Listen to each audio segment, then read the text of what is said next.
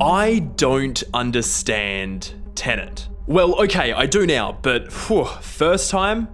Alright, even the second time too. I, a notorious Nolan fanboy supreme, just didn't. Look, Tenet, why are you the way that you choose to be? Like, if you'd have asked me after I left the cinema on the first or second time what was going on in any given scene at any given time, I'd have been like, I don't know, some cool shit with people going through reality in different directions? Maybe, I think? My grasp on Tenet, despite my best efforts, was pretty fucking vague, to say the least, and I couldn't really get a hold on why that had happened. Like, did I just get lost in all the Time Spy jargon or the super muddy sound mix, or was I too wiped out by the whiplash of King Chris putting all his chips on maximalism after his last film just kept it to the glorious bare minimum? I kinda don't really know, but the thing about Tenet is, it's been out for over a year now, and I can't stop thinking about it. And so, and I haven't said these words in a long time. Hi, my name is Bailey, and if you bear with me a while, this is why I love... Let me just swipe this off the table right away, because I know a sizable percentage of you right now are like, duh, I didn't understand inversion, what a dumbass hack.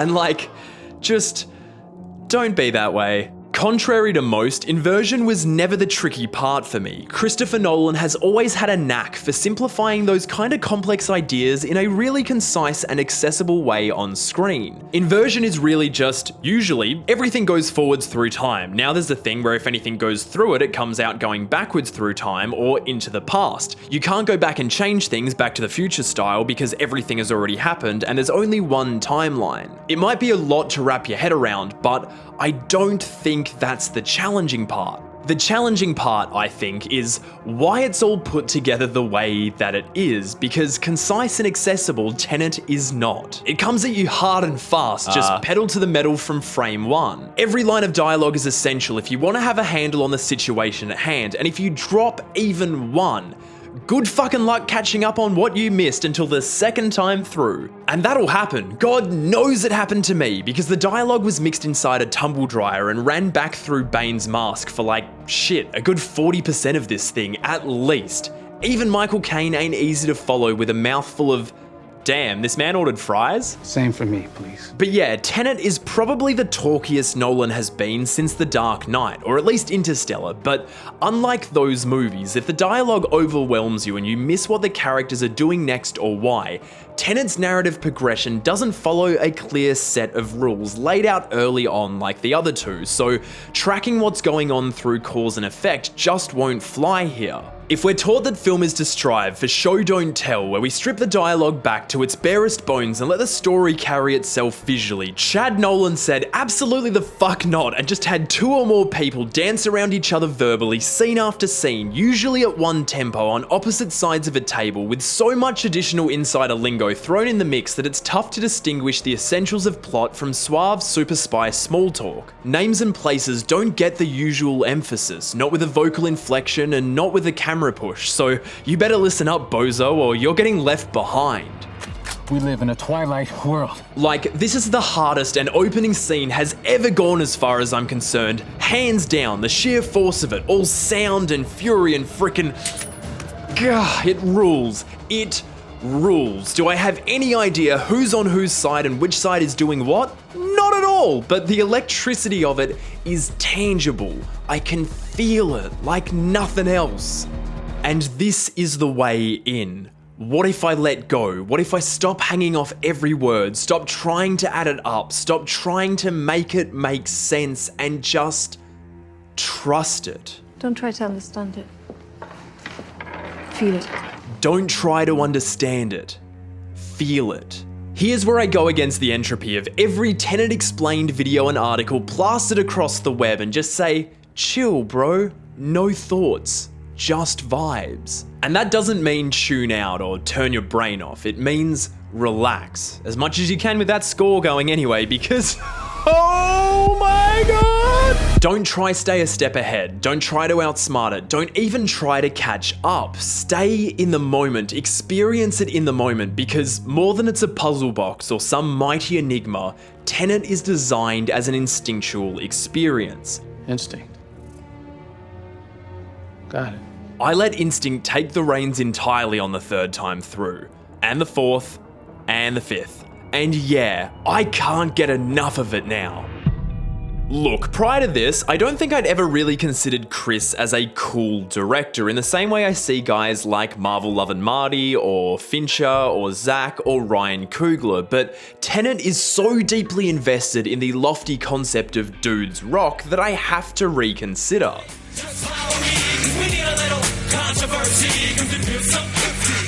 The only reason Chris wasn't flying double birds like Brittany Murphy was because he took way too many shrooms before the show and he was just trying to hold it together. It all makes sense now. Greatest video of all time. But from that vantage point, Tenet is a movie about some cool dudes traveling the world, doing cool shit, trying to stop a madman's master plan. So, a Bond film. It's Nolan's Bond film, and international espionage is something I can really get behind, and it seems like Warner Brothers got behind it too. For the last 10 years, minimum, Chris has wielded the power to walk through the front doors at WB and get just about anything he asks for, no matter the price tag attached to it. He wants to shoot in 7 countries? Sure. He wants to use less familiar faces? Okay. He wants to rebuild a decaying Soviet city? Fine. He wants to crash a plane? Well, how big a plane? Yeah, this crazy son of a bitch loves to show off, and it pays off, I think, because if there's one thing no one out there is ever gonna dispute, it's that nobody does a big scale set piece like Chris and co. Like, the entire Freeport sequence is bold. Bold, I'm fine with. I thought you were gonna say nuts. It is nuts, truly, because as it always is in a Nolan movie, at least 99% of what I'm seeing is real. That's a real 747, those are real cars, that's a real building, and the team yeeted all of it for our viewing pleasure because they know nothing compares to the visceral kick of seeing something done for real, especially when it's the kind of thing no other movie has even attempted to do before. And something I definitely haven't seen attempted before is a frickin' fight with one guy brawling forwards and the other guy brawling backwards. Chris saw us complaining about the hand-to-hand combat in his Batman movies and was like, if you want some, I'll give it you. Let me unpack this because, mwah, perfection. What you've got here is a fight scene constructed in 4 ways simultaneously. Forwards action played forwards, forwards action played backwards, backwards action played forwards, and backwards action played backwards. If that feels impossible to wrap your head around, just imagine what it was like to conceive it, choreograph it, shoot it, and edit it. In motion, the fight scene is switching between each of these 4 states on a shot-by-shot basis to give the illusion of one dude going one way through time and the other dude going in reverse, and to make it more challenging, shooting it from 2 separate point of views to flip the scene an hour later. And there's no CGI in there, save a bit of gun smoke at the start.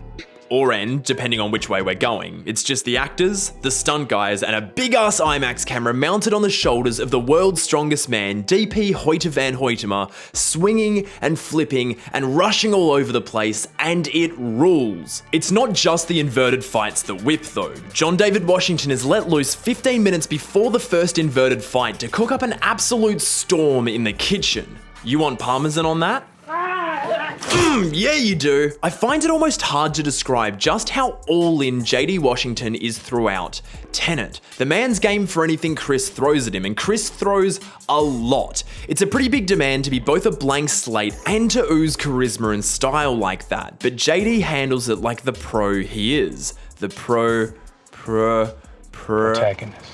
How about sitting through this entire movie for the first time like, wait, what the fuck is this guy's name? And then getting to the end credits and going, yo, he's not kidding! An incredible power move by Chris once again, and I think there's something really fascinating about that, about this nameless agent drifting back and forth through reality, flowing from place to place, totally off the grid, driven by the innate desire to keep everyday people safe from international threats they'll never know. Even with all that's inexplicable about his existence, there's something optimistic, even hopeful about him, if not a little naive in the time that we know him. That's the life of an audience surrogate, I guess. He's like the antithesis of Inception's Dom Cobb, where Cobb mounts the entire mind heist with a single goal: clear his name to get back home. The protagonist has no name, no identity, no home as far as we know, because he's given himself entirely to a cause that goes beyond all that. At the point he's opting for death by cyanide cap over being tortured out of vital mission info in the first 10 minutes of the movie, I'd say he's giving Ethan Hunt a run for his money in the dedication department. Almost. And JD ain't the only cast member who's all in. Nah, man.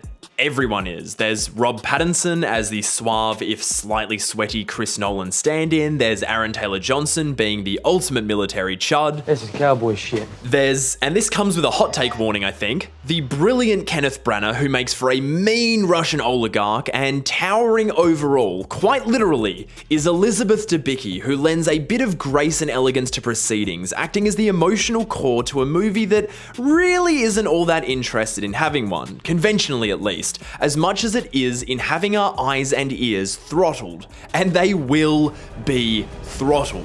I mean, good lord, Ludwig Göransson did not come to play. Y'all know I love me some Hans Zimmer, and I'm sure he'd have killed it if he wasn't knee-deep in Dune, but Tenet would not be Tenet without LG on scoring duties. He's the star of this thing, for sure. He's the reason I'm locked in from frame 1, or alright, let's be specific, frame 1457, the moment that first grungy guitar note rings out, followed by those drums cracking through the speakers like the thunderous hand clap of Zeus himself, and then those synths just bubbling up under the surface like, I don't know, but it is insane, and that little Travis Scott laced through it all is something else, man. Honestly, Ludwig is my hero for putting Trav and Chris in the same room on this. I need to know how that studio session went down. Just Chris listening to playback in his cute little blazer and scarf combo going like, this shit is fire.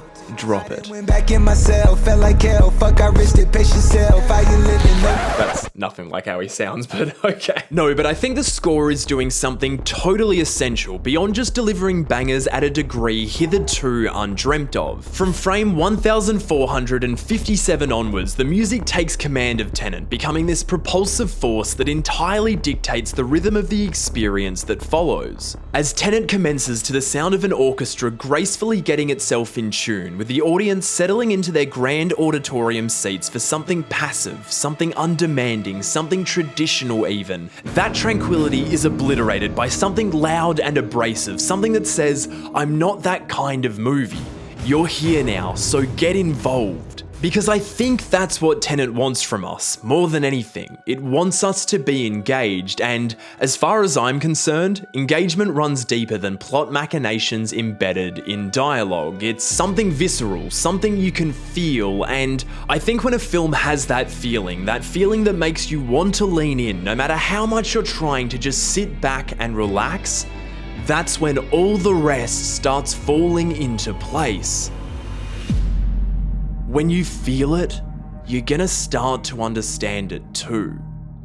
The more time I've spent with Tenet, the more its mysteries and its less traditional choices, of which there are many, started to make a lot more sense. Tenet has no interest in being easy. If we wanted easy, we could go to any other blockbuster being made today. Hell man, Chris has made this the mission of his entire career. Every movie he's ever made, especially the last two, has asked more of us than just about any movie over $100 million that I can think of. That's the entire kick of a Christopher Nolan film. His work is the modern gateway drug to movies that don't treat you like an idiot. And hey, I love being treated like an idiot. Y'all know I love cinema that packages itself up perfectly and washes down effortlessly after I walk out. It's easy to enjoy and even easier to talk about, but more than that, I love a challenge, and Tenet presented me with one that rewards me with a deeper understanding of it every time I go back. And that's exceedingly rare these days, and because it's exceedingly rare, I think it makes movies like Tenet more vital than ever. How many new movies on this scale have you seen in, say, the last decade, where you've truly been able to say, that's an experience like no other? Whoa. The reality is that as messy or confusing or clunky as it might be at times, and as much as the tell don't show approach goes against almost every storytelling value I hold dear, Tenet is the type of film built to last, and it will last. People are going to be returning to it for a long, long time, and I think that makes every gamble Chris and his team took with this movie entirely worth it. They went against the entropy of an entire industry and what we expect from it once again, and I don't know about you, but I applaud that kind of cowboy shit. Машинка.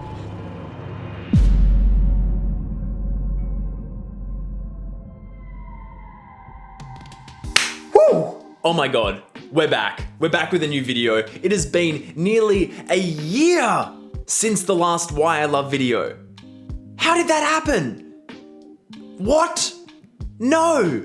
Anyway, I'm back. And that is very, very, very exciting. Thank you so much for watching this video, which was quite an unexpected one for me.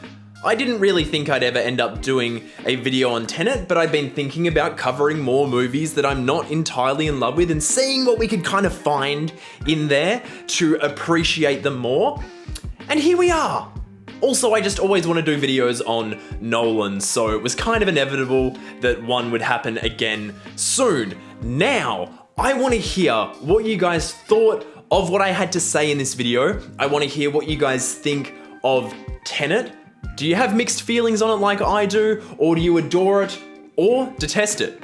I want to hear. I also want to hear, what is your favorite Nolan movie? Mine is Dunkirk. The amount of times I've caught myself like watching just an hour of that movie while editing this video, I'd be looking for a clip from Dunkirk and then I'd be like, oops, I've watched the entire thing again. Big fan of that movie. Want to hear what your favorite Nolan movies are. I also think that we had fun hanging out right now, didn't we? We had a good time. If we want to keep hanging out, you should subscribe. There we go, got that out. You should subscribe to this channel so we can hang out again. I also think you should consider supporting this channel on Patreon, where I offer a bunch of cool behind the scenes exclusive rewards, including early access to these videos as they're being made and your name in the credits.